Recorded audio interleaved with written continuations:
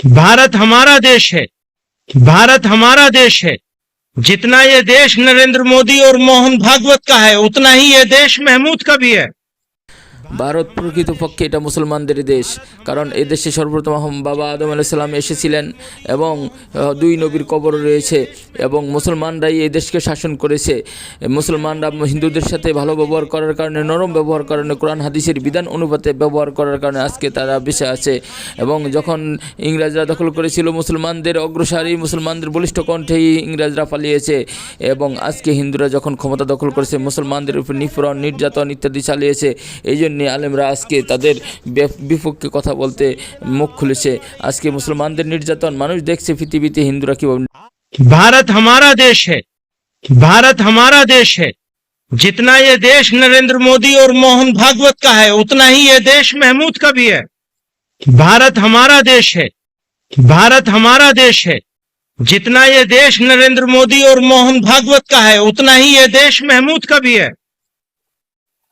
न महमूद इनसे 1 इंच आगे है और न वो महमूद से 1 इंच आगे है।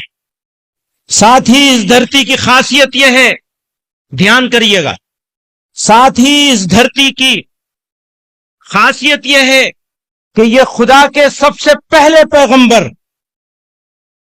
अबुल बशर सैयदना आदम अलैहिस्सलाम की सरजमीन है। आप यहीं तशरीफ लाए। यह धरती इस्लाम की जाए पैदाइश है। यह मुसलमानों का पहला वतन है। इसलिए यह कहना, यह समझना और यह बोलना कि इस्लाम बाहर से आया हुआ कोई मजहब है, यह सरासर गलत और तारीखी एतबार से बेबुनियाद है। इस्लाम इसी मुल्क का मजहब है और सभी मजाहिब में, सारे धर्मों में, सारे रिलीजन में सबसे पुराना मजहब है, सबसे कदीम और पुराना भी है। इस्लाम के आखिरी पैगंबर हजरत मोहम्मद सल्लल्लाहु अलैहि वसल्लम इसी दीन को मुकम्मल करने के लिए तशरीफ लाए थे। इसलिए मैं वाज़ेह तौर से कहता हूं कि भारत हिंदी मुसलमानों के लिए वतनी और दीनी दोनों हैसियतों से सबसे अच्छी जगह है। लेकिन साथ ही इस हकीकत का इदराक भी जरूरी है कि अपने ही वतन में रहने का भी एक निजाम और सिस्टम है।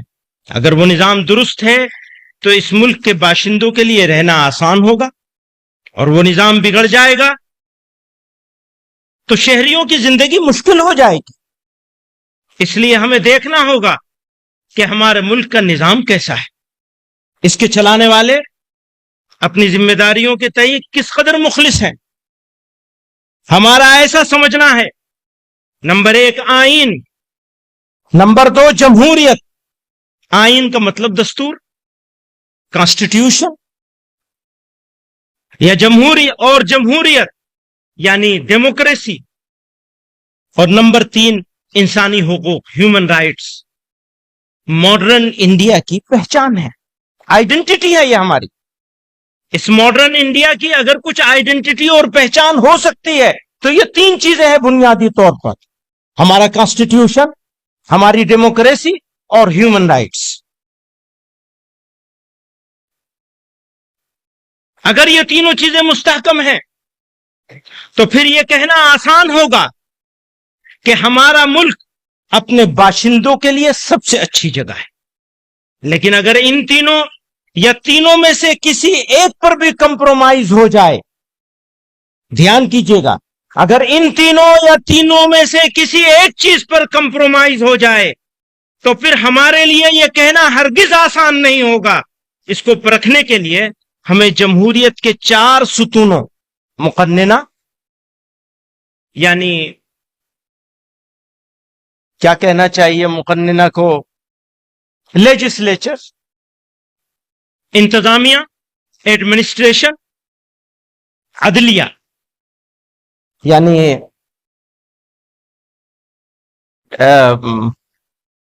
जुडिशरी, और नंबर 4 मीडिया।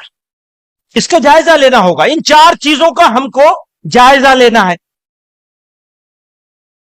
लेजिस्लेचर का, एडमिनिस्ट्रेशन का,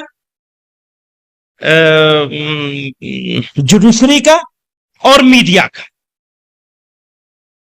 आगे चलिए, इंसाफ की हुक्मरानी। किसी भी महजब समाज के लिए अदल इंसाफ सबसे बड़ा मेयार है। अदल इंसाफ के बगैर बड़ी से बड़ी रियासत और बड़े से बड़ा मुल्क बाकी नहीं रह सकता। हर हुक्मरान का अव्वली फर्ज अपनी रियाया को इंसाफ मुहैया कराना है। मुल्क में अमन व अमान का क़याम और जराइम से पाक मुआशरे की तश्कील इंसाफ के बगैर नहीं हो सकती। हमारे मुल्क और समाज की एक तल्ख हकीकत है कि न सिर्फ हम जालिमों, कातिलों और लुटेरों को करार वाकई सजा देने में नाकाम हैं, बल्कि बेकसूर अफराद को जानबूझकर गिरफ्तार किया जाता है और फिर उनको तवीलुल मुद्दत कैद में रखा जाता है और 20 साल गुजरने के बाद अदालत उनको रिहा कर देती है। ऐसे हजारों वाकयात का रिकॉर्ड पेश किया जा सकता है। इसी के मद्देनजर जमीयत उलमा हिंद ने बेकसूर अफराद की रिहाई और उनके मुकदमात की पैरवी के लिए एक मुस्तकिल शोबा कायम किया है, जिसके जरिए निचली अदालतों से लेकर सुप्रीम कोर्ट तक हम हजारों अफराद के मुकदमात लड़ रहे हैं। यही हमारी तकदीर में रह गया है। खासतौर से उन लोगों के मुकदमात जिनको यूएपीए और दहशतगर्दी के दीगर कवानीन के तहत बेजा गिरफ्तार किया गया है। नीज ये बात भी आमतौर से देखी जाती है कि फसादात के मौके पर मारे भी मुसलमान जाते हैं, लूटे भी जाते हैं और उल्टा उनको ही कसूरवार ठहराकर कैदोबंद की सजा दी जाती है। कलेजा थाम लो, रुदाद गम हमको सुनाने दो।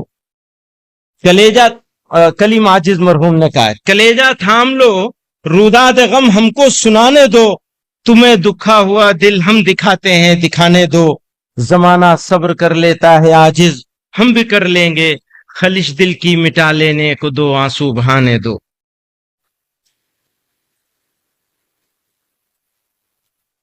मोहतरम हजरात, जब हम वो जो चार चीजें अलग की गई थीं कि वो चार चीजें पहचान बनेगी इस बात की कि मुल्क कैसा है, किस रास्ते पे जा रहा है, उसमें अदलिया भी आता है। हमारी जुडिशरी, सुप्रीम कोर्ट और मुल्क की दूसरी अदालतें भारत की सबसे बड़ी जमहूरियत की मुहाफिज और उसकी ताकत है। ये अदालतें अपने खुद मुख्तार निजाम की वजह से हुकूमतों के बेलगाम इक़दामात पर कतगन लगाती हैं। समाजी बहबूद, माहौलियात के तहफ़्फ़ुज़